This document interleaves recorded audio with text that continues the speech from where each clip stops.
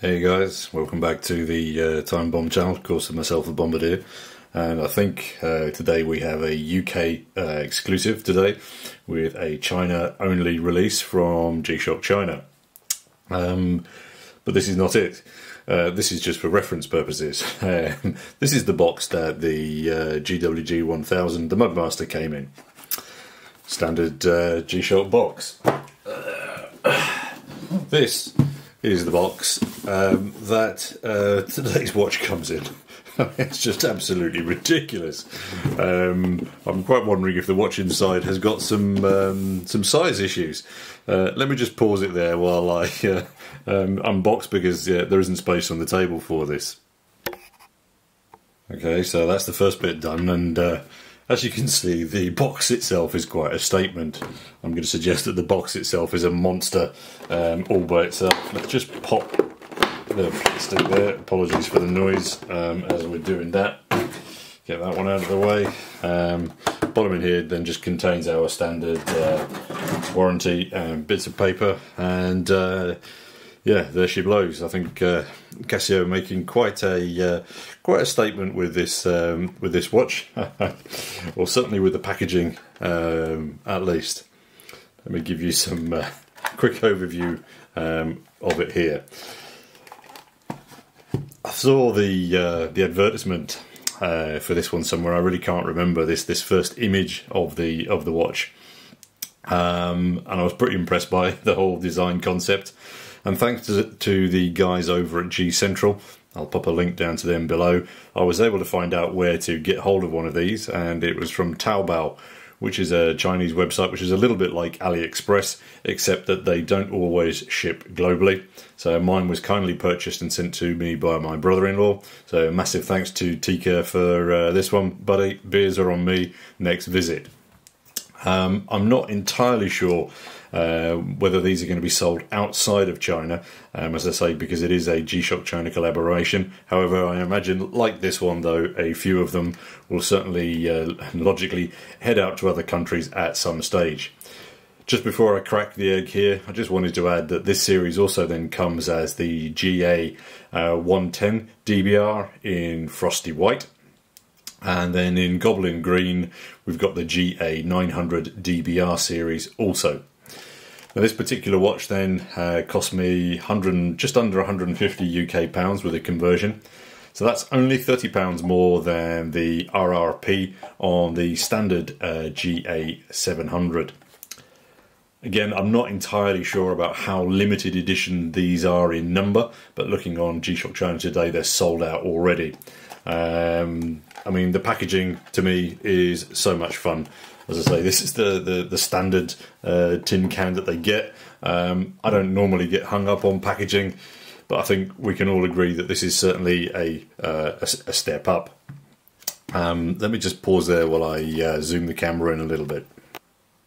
Alright, so I think I can see and hear the Dungeons and Dragons fans out there. They will be furiously rolling their die, and I have to say that, I mean, the detailing on the dragon itself, the painting, etc., has been done very, very, very well indeed, as you can see from these close-up shots. And I get it that you can't wear the box, but I think most of us on this channel will all appreciate the thinking outside the box. All right, guys, that's enough rabbit. Let's crack the egg open.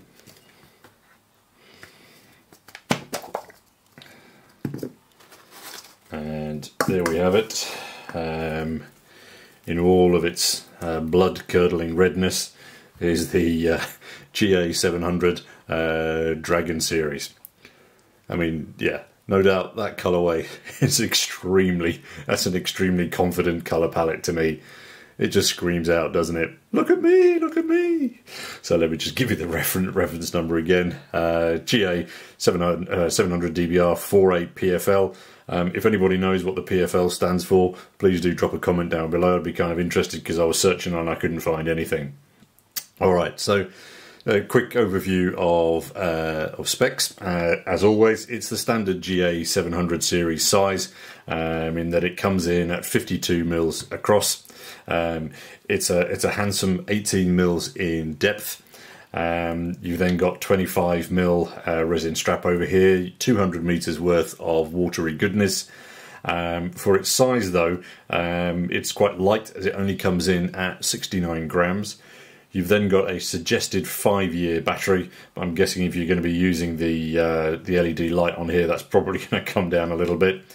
You've then got the standard functions within the series of world time, multiple alarms, you've got mineral crystal up top. And I think I just want to pause a little bit and focus on the dial design, because I think, yeah, that's really where this is absolutely winning. You've got a very, very, very deep dish glass going on here. There's quite a long way down from the surface there, all the way down to the bottom details. And I think specifically in this colorway, you know, that blue and turquoise, red, I think that those visual layers really, really, really do stand out here. And there's no getting away from an extremely, extremely spicy colorway here. I think, yeah, I mean, just to give you a shot, this is the standard version of the GA-700 here. So again, a real stark contrast. Let's just open up here so that we can get a little bit closer up to it. I'm not a massive fan of the single LED lights here because, yeah, it's really limited. I think it's probably stopped me from buying this particular series in the past. I just don't think it works particularly well. On the back here we've got a standard stainless steel plate. I think they kind of let themselves down a little bit here. I mean, you know, there's dragons everywhere else. I mean, so why not throw a little etched dragon on the back here? The resin here is quite shiny, so that might not appeal to everyone, but if you get up close to it, you can see that it is actually quite detailed and textured, so they've certainly taken some time with the design there. The buckle over here is really nice. It's a very, very shiny gold. And then they've got that etched design, which you can see on the main purple box also there on that keeper. Slightly muted on the inside there. Again, just standard shoulders that you'll find on this series here. So let me get the ticket out of the way there. And these lovely inset deep red pushers here also. Clearly, I don't think that you're wearing this watch to tell the time, so I'm not overly fussed about the lack of legibility, particularly on this dial. I think on other watches I'm going to be much more critical of that legibility, but I'm going to give this one a pass because clearly something else is going on here. The GA-700 series, as I mentioned before, never really caught my eye, as I've never been particularly keen on those stubby-sized hands, specifically on such a large watch. Personally, I think the watch would work much better if it was an all-digi, because I do think that the hands are too small on this particular watch. But again, as I say, here I think, yeah, this is about something else than being a time-telling watch. Clearly, yeah, I get that this might be marketed towards a slightly younger audience than old farts like me. It has a joie de vivre to it that I lack. But as a change up from steel and black, I think that this one is so much fun. I don't particularly want to labour the point too much on the functions of the watch, because, as I say, this is certainly not a new watch in that sense. But obviously you've got your mode button down here, which then cycles through those basic functions that you have there, as I mentioned before. Again, it has that hands away function, which you depress the top here. So again, so it just moves them out of the way so that you can then focus on your LCD screen there at the bottom. Kind of cool as it shifts back. It also then has that same kind of like the radioactive symbol just of the rear of the hands there, the counterbalances of the hands. But as I say, really, very, very interesting piece. I think in conclusion, I think most of us will have different watches for different purposes, and this one clearly, I mean, in my personal opinion, it doesn't fulfill the one watch collection tick box, but as a party piece, I'm going to give this one absolutely top marks. I get the fact that this may not appeal to all, But G-shocks certainly do not lack for range and variety. So if this isn't your thing, then no dramas. You're going to find plenty of other options. I think packaging-wise, they've excelled themselves.